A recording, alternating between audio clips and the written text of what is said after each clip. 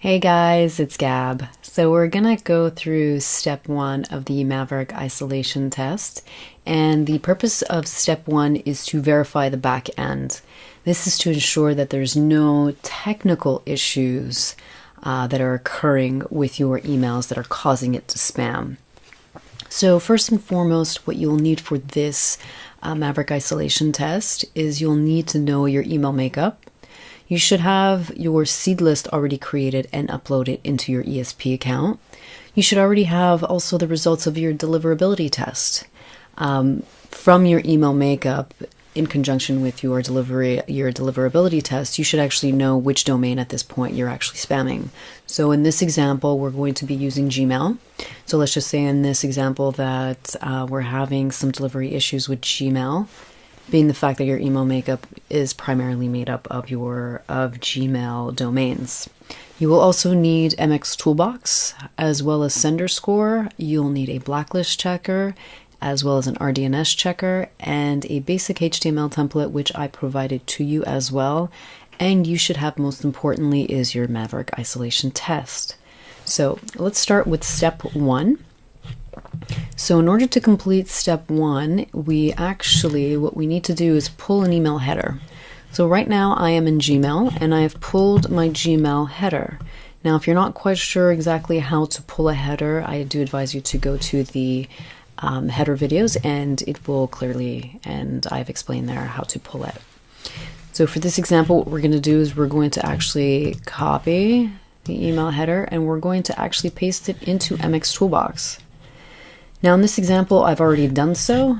In this example, I've already copy pasted that information in here. So what we want to do is there's a couple of things that we need to pull from this email header.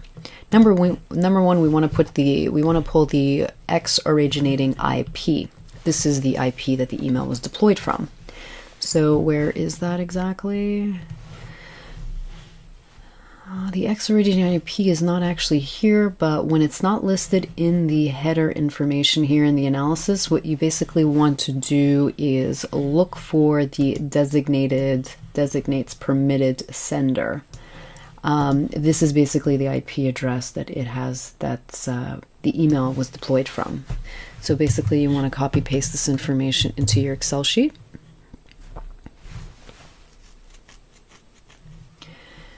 Okay, and you also want to take the domain that it was being sent from. Now, what you'd be looking for is the actual from name and not the reply to name, because those could be two very different email addresses. So you always want to look at the from name. So in this case, it will be this, and we will copy paste it. Now, a word of caution when you are, if you are using an ESP, and in this case, the ESP that's being used is actually Sailthrough. And typically with ESPs, the benefits to using an ESP, besides all the technical issues, is the fact that you're deploying messages off shared spaces, which means that there's multiple email marketers that are actually deploying email messages from a pool of domains. And in this case, what we want to ensure is, number one, there's no issues with the IPs being listed anywhere. Also, we want to ensure that the RDNS and all the technical issues in terms of SPF records, DKIMs, list and subscribe are all there. So there's nothing broken. Because if anything does break, it can cause your emails to be spammed. But getting back to the ESP, if you are on a shared space or on a dedicated space, it's very, very important to note. Now, in a shared space, obviously your IPs are always changing. You don't know which IPs you will be on. If you're on a dedicated space, it's very, very important that if you are on one, to ensure that your emails are being deployed from that IP. Same thing goes for the domains. Domains, obviously, if you have your own, you all have a dedicated domain. Some mailers do choose to send off an ESP domain, which I do not recommend. However, in this case, as you can tell, this email is from Team Buy and they have their own dedicated domain. So it's very, very important to actually ensure that emails are being sent out from the domain that you had originally set up. Now, it's happened to me before where a domain actually expired and I didn't notice until I sent out a few test messages and noticed that they were spamming. And once I looked at the email headers, I noticed that that it was the defaulted ESP domain and not my own domain that I had originally set up in there. Again, as I said before, it had expired, and due to that expiration, the ESP had replaced it with their own. So that was a quick fix.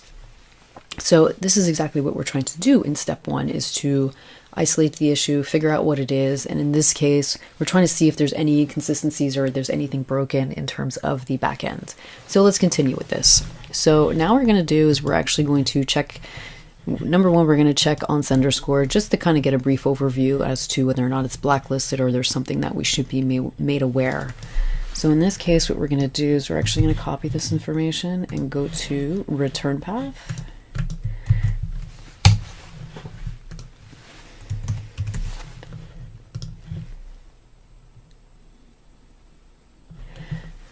So let's look at sender score metrics.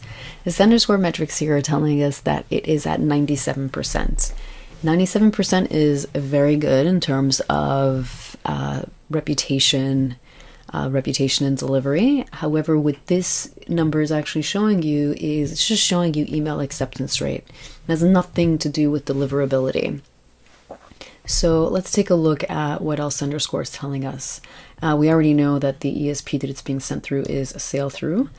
And let's take a look at the fact that it is return path certified, which is great. And it's also return path safe. So let's look at the recent campaigns that were actually sent from this IP. And as we can tell here, it's all deal fine. It's all basically daily deals. Okay, so let's get back to our Maverick Isolation Test, and we are looking for blacklist, complaints, infrastructure, ISP bulk rate, message filtered, sender rejection, spam traps, and unknown users. This is all very, very, very important information that we want to note. So here in the blacklist, we want to note that it's very low. Complaints are low as well. Message filter rate is low. Sender rejection is also low. Spam traps is low. It's actually 0 spam traps. Very good. Unknown user rate is low. Now we want to check the RDNS. For RDNS, we are going to go to our RDNS tool, and we are actually going to run another test here.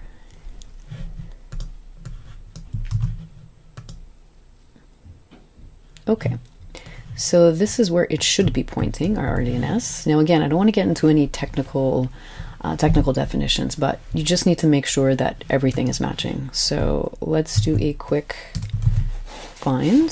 Okay, and as you can see here, your RDNS matches your IP. That's what you have to ensure, is that it matches the IP. So the .172.172, yes, it matches. So your RDNS is a pass. Now what we want to take a look at is SPF records, DKIM, domain keys, and list unsubscribe. We're going to get this information again through the headers, and we want to get this through the analyze header page. And you should see here, SPF record is a pass, DKIM is a pass, as well as, let's take a look at list unsubscribe. It is also there. Sorry, that's where it is. And you also want to ensure, just to double check, to ensure that there's actually domain keys. Now, domain keys is not super important anymore. It's actually being phased out, but it's always good to note. Okay, so in this case, there's no domain keys, but there is DKIM. So we do want to say here, pass for DKIM. And it's not a pass for domain keys, so no domain keys. And list unsubscribe is also a yes. So technically we have everything. So this actually means that step 1 is a pass. So I do want to show you an example of what could happen if something does break. So I'm going to show you a report here, a return path report of some statistics. So here we'll actually see, this is what this actually is a domain report. So as you can tell here, there are suspicious messages, authentication failures which basically means that there's something wrong in terms of either SPF records are not being populated, DKIM isn't being populated. Those are basically tools that are used to authenticate that an email sender is actually valid. So we can see here that there was quite a few occurrences, actually not that many occurrences, of email failures. And as I said before, with something technical, anything can fail at any part, at any point, at any given time, basically, right? So here we can actually tell. Let's see if we can actually, we can't sort. Okay, there's no way of sorting. Okay, but you can tell here that out of 4 million messages that were sent out, there was about 4% that were viewed as suspicious. There were less than 1% failures in terms of authentication. Those 0.08% of automatic forwarding, which means that emails were being forwarded to other email addresses. And here there was close to about 94% with no problems, which means out of 4 million messages that were actually sent out, close to 95% had no problems. However, there was still 5% that had issues. Now, 5% may not account for much.